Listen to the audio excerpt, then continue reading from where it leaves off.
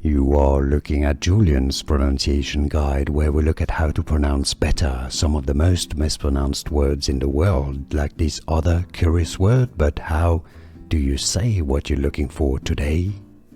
Let's learn how to pronounce these names once and for all correctly. Yes, of course, it's not Michelle. That would be the more French spelling without the T, and therefore in French, CH is pronounced like SH, so sh, not ch. But here, if the T is included in the spelling, it's generally to indicate that in English it's to be pronounced as Mitchelle, the pronunciation, most common pronunciation here, Mitchelle. Do you pronounce it any other ways yourself? Let us know in the comments. Let everybody know. Was this any useful? Let us know too. Mitchelle. Here are more videos on how to pronounce more confusing words and names too many mispronounced. Like this video if you found it useful. I appreciate your support. I'll see you soon and thanks for watching.